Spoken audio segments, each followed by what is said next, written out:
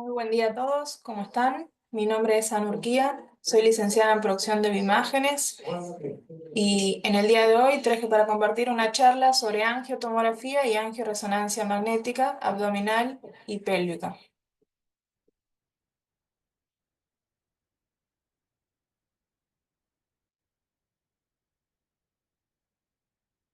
Perdón, tengo problemas para pasar la diapositiva.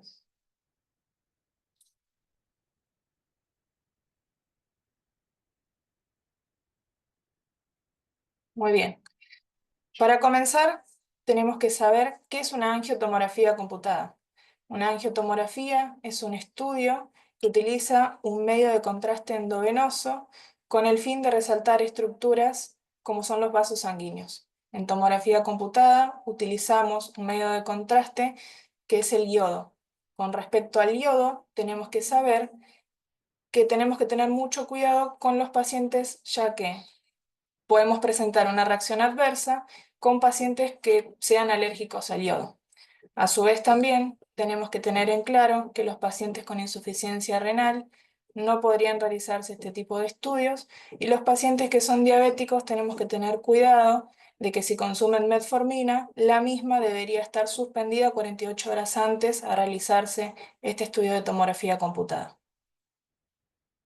Los motivos de solicitud con los cuales solicitan este estudio es anomalías en vasos arteriales y sus ramas, aneurismas, estenosis, disección de aorta, sospecha de hemorragia abdominal o pélvica y variantes anatómicas. Para comenzar a hablar de la angiotomografía, tanto en tomografía como en resonancia, tenemos que conocer la anatomía. Principalmente, la anatomía es la arteria aorta. La arteria aorta es la arteria más extensa de nuestro organismo, recorre y lleva sangre oxigenada hacia todos los órganos del cuerpo. Se va a originar en el ventrículo izquierdo del corazón y se extiende hasta su bifurcación a nivel de la pelvis en arteria ilíaca común primitiva derecha y en arteria ilíaca común primitiva izquierda.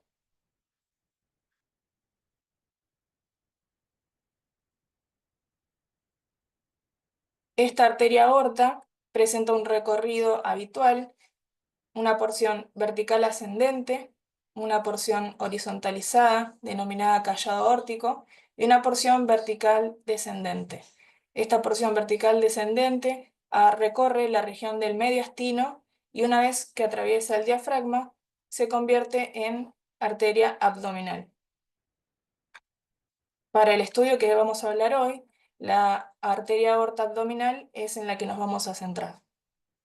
La arteria aorta abdominal, como habíamos mencionado antes, es la continuación de la arteria aorta torácica y una vez que atraviesa el hiato diafragmático se convierte en arteria aorta abdominal. La arteria aorta abdominal recorre el retroperitoneo justo por delante de la columna vertebral y va a dar sus ramas terminales a nivel de L4. Vamos a conocer que la arteria aorta abdominal va a dar sus ramas colaterales. Las ramas colaterales de la arteria aorta abdominal, con el fin de irrigar los órganos tanto abdominales como pélvicos, da estas ramas. La primera es la arteria celíaca o tronco celíaco, la arteria mesentérica superior, la arteria mesentérica inferior, las arterias renales y las arterias gonadales. También las arterias diafragmáticas inferiores, que son las primeras ramas que va a dar colateralmente la arteria aorta una vez que ya ingresa eh, como región de la arteria aorta abdominal. También las arterias lumbares. La arteria celíaca o tronco celíaco se origina a nivel de T12 y va a estar encargada de irrigar los órganos del abdomen superior.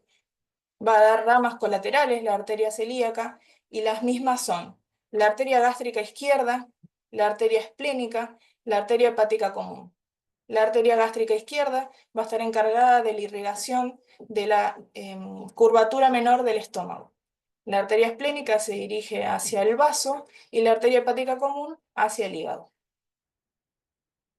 La arteria mesentérica superior se origina a nivel de L1 y va a estar encargada de irrigar el intestino delgado y parte del intestino grueso.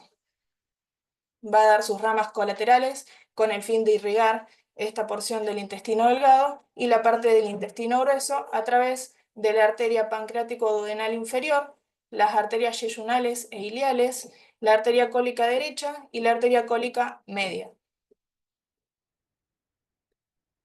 La arteria mesentérica inferior se origina a nivel de L3 y irriga la porción inferior del intestino grueso, a través de la arteria cólica izquierda, la arteria sigmoidea y la arteria rectal superior.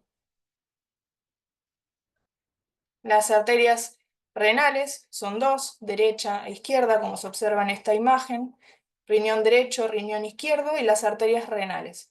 Tienen un origen inferior a la mesentérica superior y las arterias gonadales son arterias que irrigan los testículos en los hombres, los ovarios y las trompas de falopio en las mujeres. Y tienen un origen inferior a las arterias renales.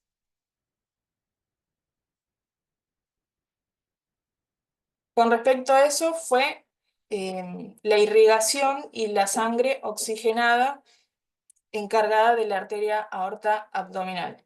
A su vez, tenemos la recolección de la sangre no oxigenada o carbooxigenada o desoxigenada y va a estar a cargo de la vena cava inferior y del sistema porta.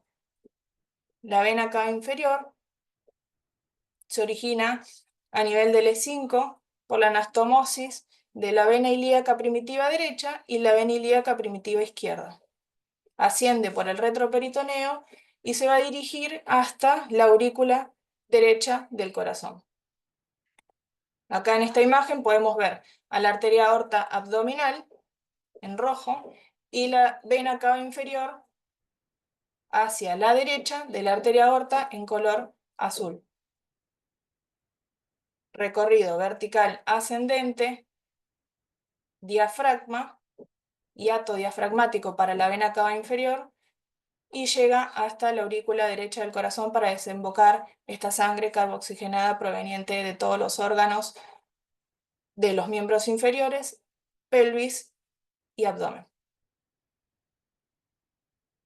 Acá podemos ver bien la aurícula derecha del corazón, la vena cava inferior ingresando hacia la aurícula derecha, la sangre carbooxigenada pasa al ventrículo derecho, del ventrículo derecho sale la arteria, tronco pulmonar, y se dirige mediante la arteria pulmonar derecha y pulmonar izquierda hacia el corazón para producir este intercambio gaseoso a nivel alveolar, lo que denominamos hematosis.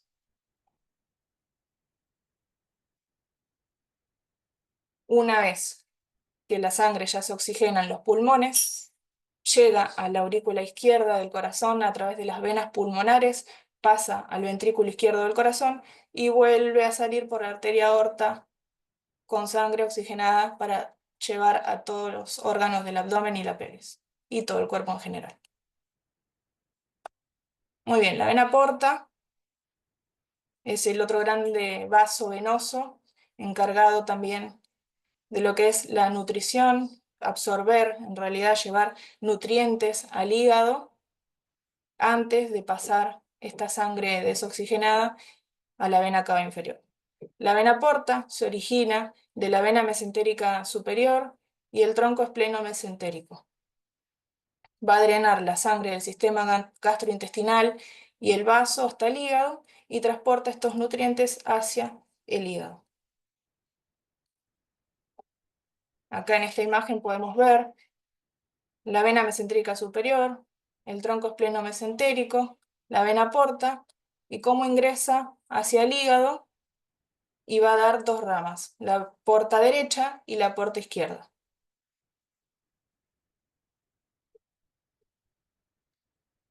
Una vez absorbidos los nutrientes en el hígado, los desechos son transportados por la vena hepática para ser drenados en la vena cava inferior y continuar el trayecto hacia la aurícula derecha del corazón. Bueno, hasta aquí llegamos con las generalidades de anatomía. Vamos a adentrarnos en el protocolo de estudio de tomografía computada primeramente.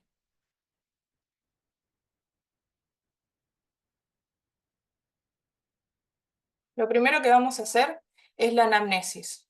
La anamnesis es una escucha atenta al paciente una vez que lo recibimos, es conocer sus antecedentes patológicos y quirúrgicos, conocer la sintomatología actual por la cual consulta, que nos brinde el consentimiento informado, ya que es un estudio con contraste endovenoso, brindarle seguridad al paciente y comentarle en detalle, el estudio que vamos a realizar. Esto es muy importante porque al paso del contraste el paciente va a sentir una sensación de calor, ardor en zona genital, picazón en garganta, sensación de que se hace pis encima. Son todas sensaciones normales causadas por el contraste endovenoso que al paciente lo puede asustar y esto nos puede perjudicar en la adquisición de las imágenes de nuestro estudio. Por eso es muy importante comentar en detalle el estudio que se va a realizar ese paciente para brindarle seguridad y que se sienta acogido también por nosotros como técnicos. Lo segundo que vamos a hacer, una vez de haber entrevistado al paciente, de realizar esta anamnesis, le vamos a solicitar al paciente que se cambie, es decir, que retire todos los objetos metálicos que se encuentran en la región de estudio, como por ejemplo cadenitas, corpiño, cinturón, piercings que pueden tener en el ombligo, por ejemplo, remeras con detalles o brillos, dijes, y que dejen en el cambiador todas las pertenencias. Luego nos dirigimos a la sala de tomografía, en donde vamos a realizar el posicionamiento. El posicionamiento del paciente es en decúbito dorsal, con los brazos extendidos hacia atrás de la cabeza, como se observa en esta imagen. Los materiales que vamos a usar, ya que vamos a realizar una canalización del paciente, va a tener una vía por donde ingresa el contraste endovenoso. Acá les traje para mostrar un conector para la bomba inyectora de contraste, un lazo, un avocat, una aguja y una llave de 3 vías. En esta otra imagen les muestro los 3 tipos de avocat que se suelen usar con frecuencia y sus tamaños. Este es un avocat de color rosa de tamaño 20, color azul de tamaño 22 y amarilla de tamaño 24. Para este estudio es muy necesario de que utilicemos un buen calibre de aguja. En este caso, la rosa sería la ideal para realizar el estudio de angiotomografía. Un tamaño 20, por eso está en esta imagen. Luego nos vamos a la consola y realizamos la planificación del estudio. Lo primero que vamos a obtener es un SCAU. Un SCAU de frente y un SCAU de perfil. Frente y perfil, en donde vamos a poder programar nuestro estudio. Vamos a abarcar toda la región del abdomen y la pelvis y vamos a colocar el tracker infradiafragmático, donde nos va a dar nuestro primer corte para poder colocar el ROI. El ROI es la región de interés. Lo vamos a colocar en la aorta descendente.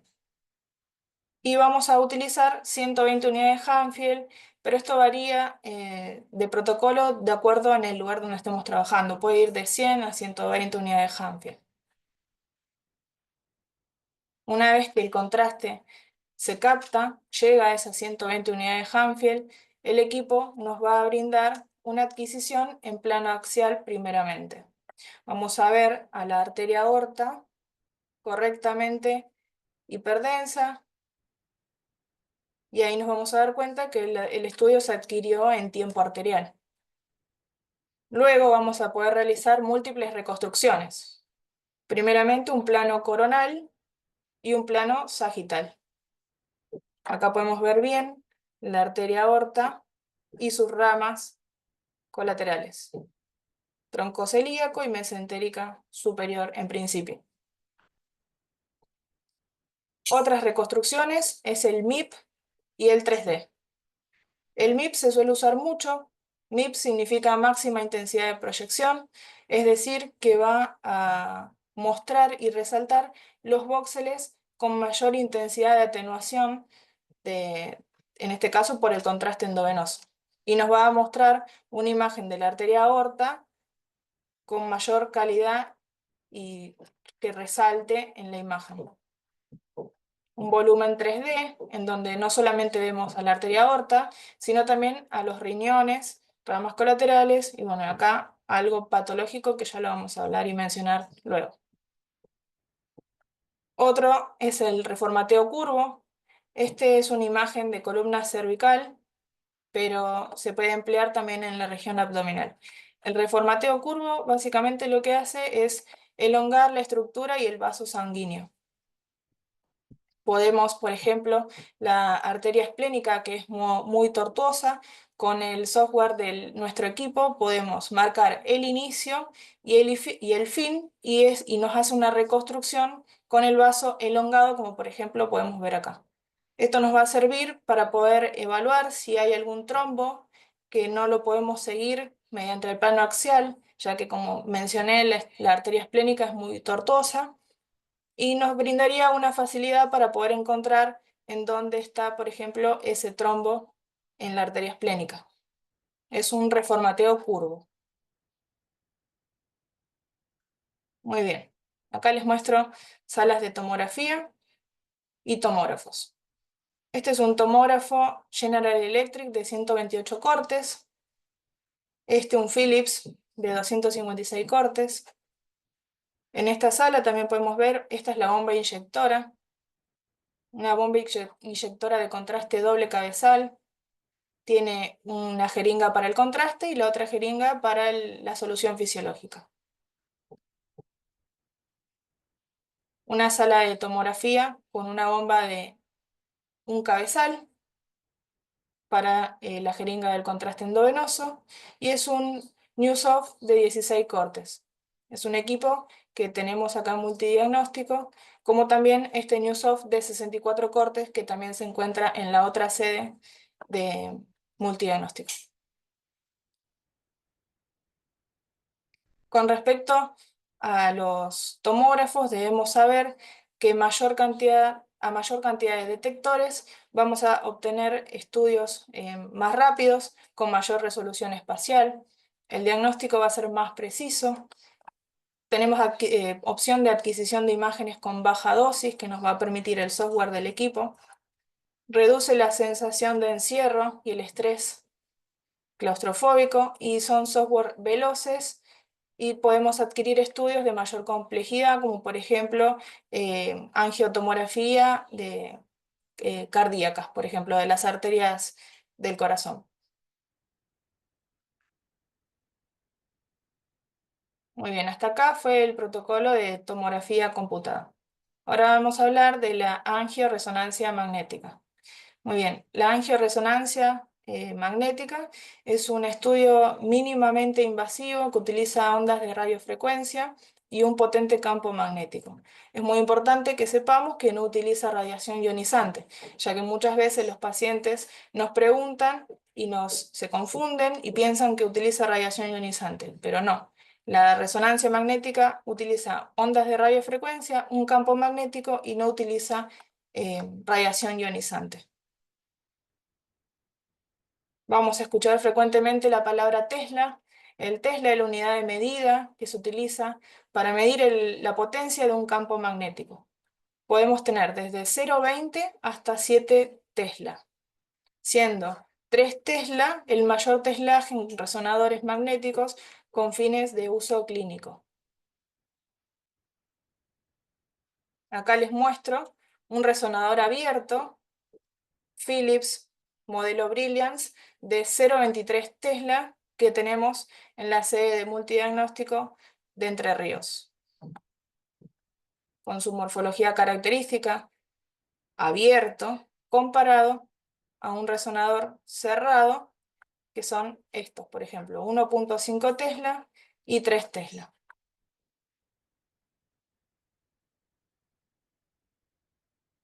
Las características del resonador abierto y resonador cerrado.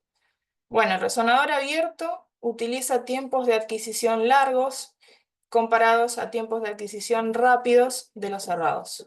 Tiene una calidad, el abierto, una calidad de imagen diagnóstica y el resonador cerrado una mayor nitidez y detalle en la imagen.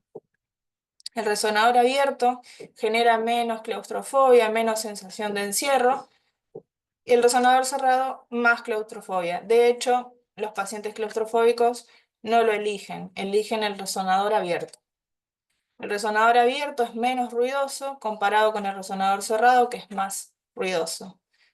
Y el resonador abierto también es menos costoso y por lo tanto más accesible comparado con el resonador cerrado, que es más costoso y menos accesible.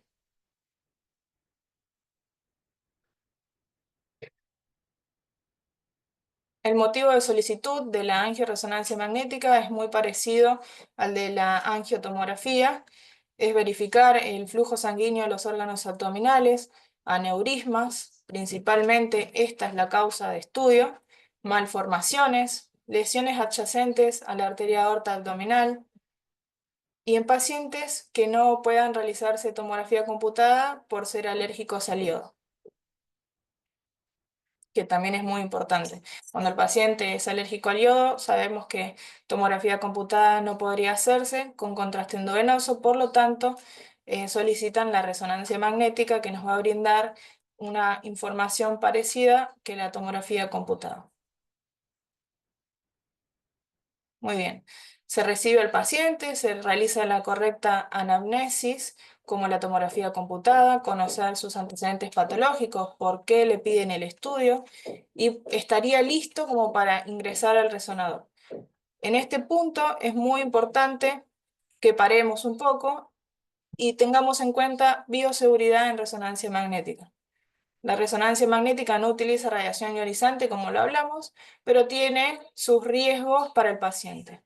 Como por ejemplo, al resonador magnético, a la sala de resonancia, no podría ingresar un paciente en primera instancia con marcapasos, con implantes metálicos, con neuroestimuladores, con bombas de infusión.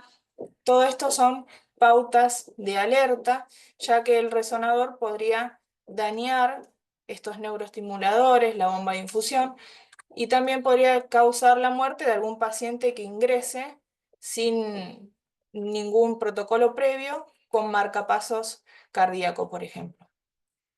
Pero bueno, todos estos temas, para adentrarnos más, hay una charla en nuestro canal de YouTube de bioseguridad dado por la jefa técnica de nuestro servicio, que pueden ingresar, se les comparte el link para que la puedan ver con mayor detalle y saber y conocer, ya que hay algunos implantes que se caracterizan en tres: peligrosos, em, seguros y condicionales.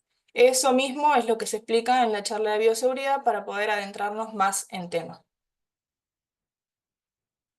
Muy bien, acá mostramos un resonador cerrado. Se puede apreciar bien el tubo de un 3 Tesla, por ejemplo. El posicionamiento es parecido como la angiotomografía, ya que el paciente está en decúbito dorsal, con los brazos extendidos hacia atrás de la cabeza, y se coloca la bobina. La bobina es una bobina de contacto, como se ve en esta imagen, flexible, se adecua a la región anatómica que vamos a estudiar. En este caso se posiciona en la región abdominal y pélvica. Las bobinas son las encargadas de captar la señal de los espines que provienen de nuestro paciente, que nos va a brindar la imagen. En esta otra imagen les muestro una bobina de cuadratura, de un resonador abierto. Y el protocolo de estudio en sí va a utilizar secuencias ecogradiente. Las secuencias ecogradiente son secuencias rápidas y secuencias Breath-Hold de suspensión respiratoria.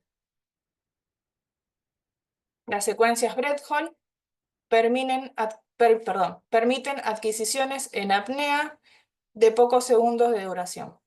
Para eso vamos a utilizar un sensor respiratorio, como se pueden observar en estas dos imágenes.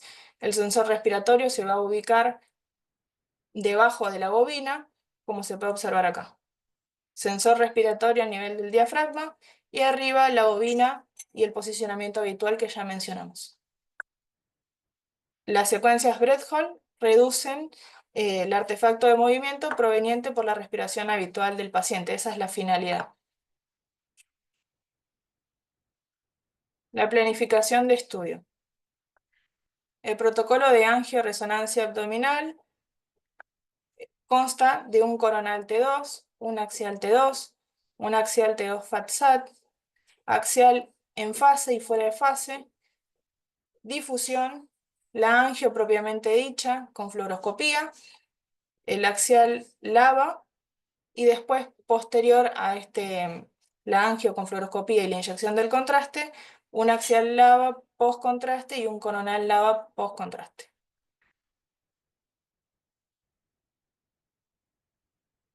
La programación. El coronal T2 en el plano sagital, bien estricto, de adelante hacia atrás. Y en el plano axial, desde el plano anterior muscular hasta plano posterior muscular, estricto. El axial T2, unos centímetros por arriba del diafragma, el domo hepático, hasta las crestas ilíacas. También, como vemos acá en esta imagen, son estrictos, cortes estrictos.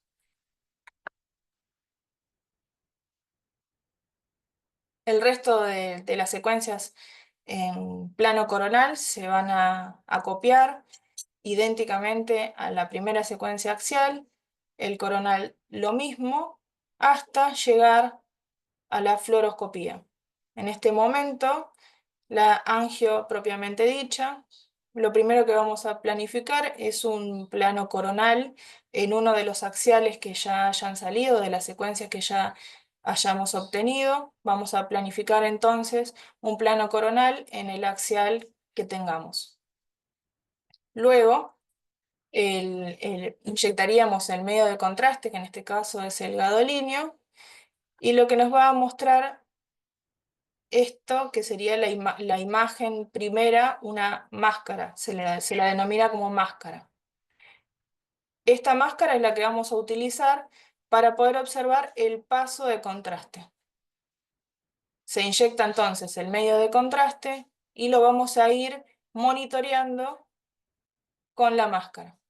Una vez que el contraste lo veamos en la arteria aorta abdominal, vamos a iniciar la secuencia que dura pocos segundos. Recordemos que son secuencias rápidas, ecogradiente, y que utilizan sensor respiratorio. Es decir, al paciente se le va a dar la indicación de que no respire en ese momento.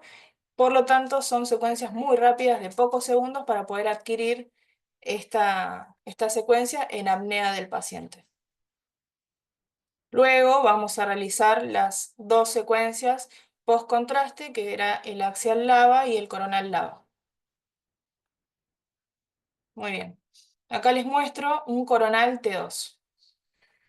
Vemos el líquido de la vesícula, el líquido del estómago, bien hiperintenso, por lo tanto nos damos cuenta que es un plano coronal potenciado en T2. El T2 es ideal para resaltar lesiones con gran contenido de líquidos, de agua. En esta otra secuencia vemos un axial, un plano axial potenciado en T2 con saturación grasa, FAT-SAT.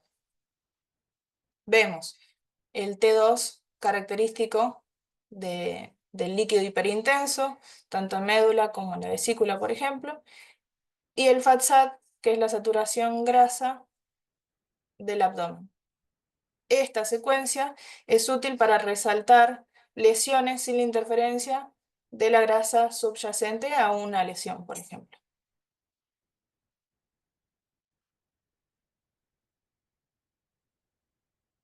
La secuencia LAVA es una secuencia volumétrica 3D que nos va a brindar en un solo ruido, en una sola secuencia, 4 tipos de imágenes. Una imagen solo agua, una imagen solo grasa, una imagen en fase y otra imagen fuera de fase. En esta que es solo agua, podemos ver el líquido y la saturación de la grasa. Solo agua con FAT-SAT.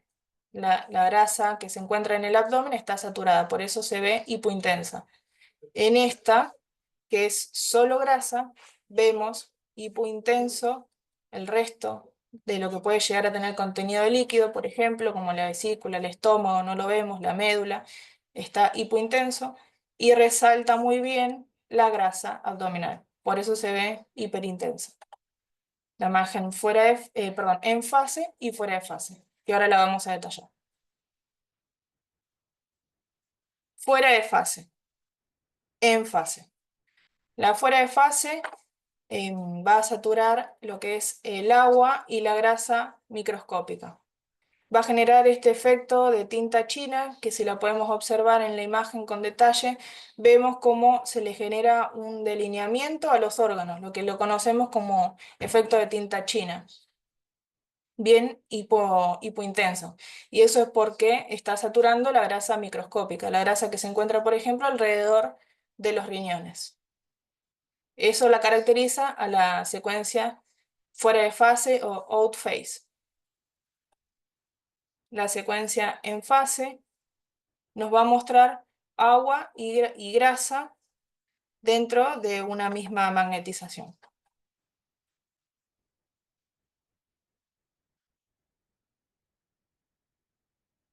Estas secuencias permiten detectar y caracterizar la infiltración grasa y la sobrecarga de hierro en el abdomen, siendo clave en el estudio hepático y suprarrenal. Es decir, estas secuencias se utilizan mucho para poder caracterizar o diagnosticar lesiones o enfermedad hepática o de las glándulas suprarrenales o del riñón también puede ser.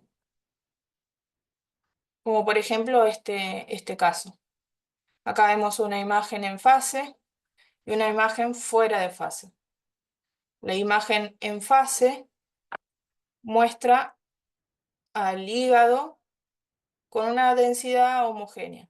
En cambio, en la fuera de fase podemos ver y observar una caída de señal, es decir, se lo nota, brinda una imagen bastante oscura, como negruzca, y eso es bien hipointenso, característico de que el hígado posee un gran contenido graso, es decir, este paciente presenta una esteatosis hepática. Es decir, con la imagen en fase comparativa con la fuera de fase, podemos caracterizar que un paciente padezca esteatosis hepática, lo que más comúnmente se conoce como hígado graso. La secuencia de difusión, nosotros las conocemos con bastante frecuencia en las secuencias y en los estudios de encéfalo, pero también son utilizadas no hace mucho tiempo en la región del abdomen, ya que las mismas nos permiten resaltar áreas de inflamación y conocer y poder también caracterizar distintas lesiones en la región del abdomen. Muy bien, vamos a hablar de las patologías frecuentes que nos podemos encontrar cuando realizamos una angiotomografía o una angioresonancia magnética, abdominal y pélvica. Lo primero son los aneurismas.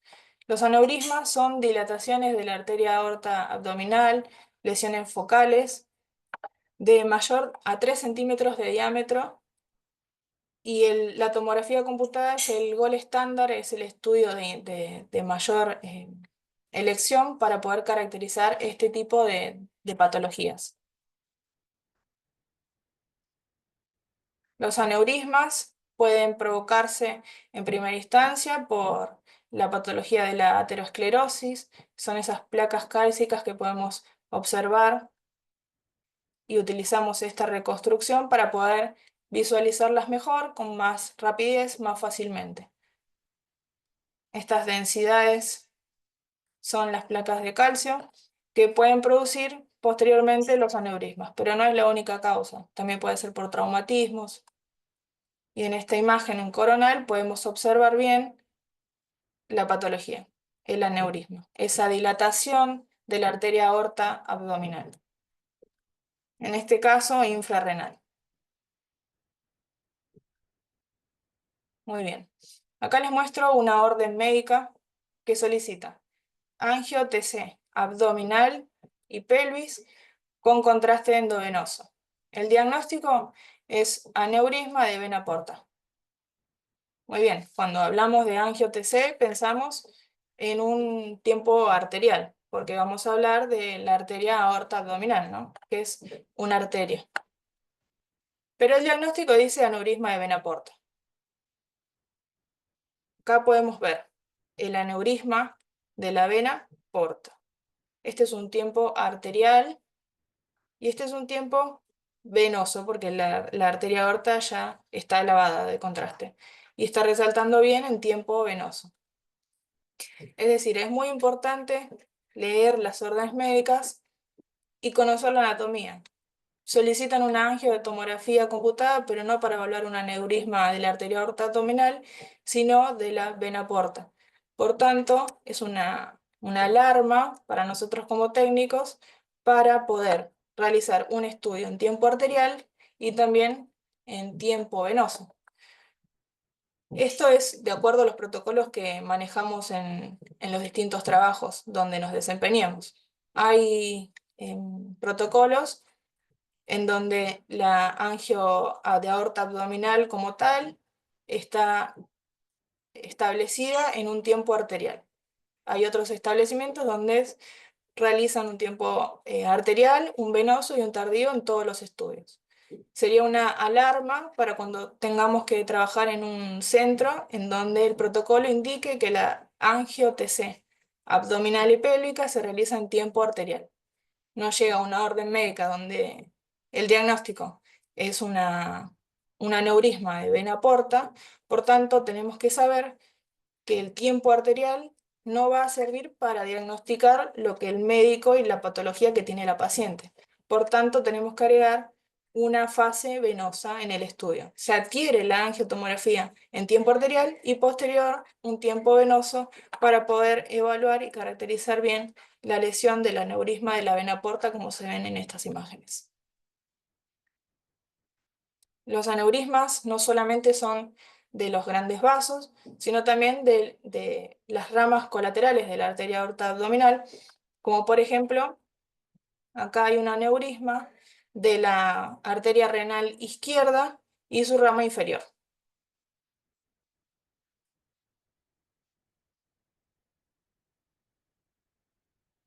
Para poder evaluarla bien, también podemos realizar un plano coronal, como en esta imagen, en donde vamos a poder ver bien con detalle el aneurisma de la arteria renal. Otra patología es la rotura de un aneurisma. Esto es una emergencia quirúrgica, posee una tasa de mortalidad alta. Por lo tanto, nuestro rol también como técnicos es muy importante, ya que vamos a realizar un estudio en un tiempo veloz, porque el paciente está corriendo riesgo de la vida. Acá en esta imagen, en este plano axial, podemos ver bien el aneurisma de la arteria aorta abdominal y el flujo sanguíneo saliendo de la arteria aorta, y lo podemos caracterizar bien y demostrar bien por el contraste endovenoso del yodo que hemos administrado. Otro motivo de estudio son las endoprótesis. El paciente ya está operado. En estos casos se suele realizar una fase sin contraste, una fase arterial y una fase tardía para poder evaluar de que no haya ninguna fuga también del contraste endovenoso a través de la malla que se le coloca para sanar lo que fue ese aneurisma y esa lesión de la arteria aorta. Medición de ángulo del compás aortomesentérico. Esto también es muy importante en la angiotomografía y acá valoramos el plano sagital como tal para poder realizar esta medición. Es decir, nosotros siempre adquirimos nuestro estudio en un plano axial, pero las múltiples reconstrucciones son muy importantes. El plano axial, el plano coronal y el plano sagital. El sagital, especialmente, por ejemplo, para poder hacer esta medición del ángulo que genera el compás aórtico mesentérico. Este ángulo entonces está formado por la vena mesentérica superior y la arteria aorta. Este ángulo es muy importante de medirlo, ya que por ahí, por este compás aortomesentérico, va a pasar la vena renal izquierda, la tercera porción del duodeno y el proceso uncinado del páncreas.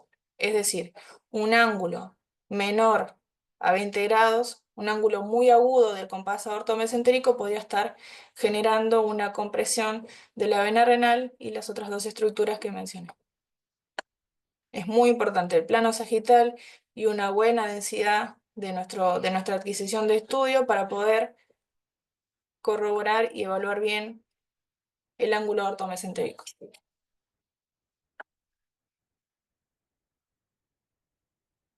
Otra patología es la disección de aorta, como podemos verla acá en tomografía y acá en una imagen fuera de fase de resonancia magnética.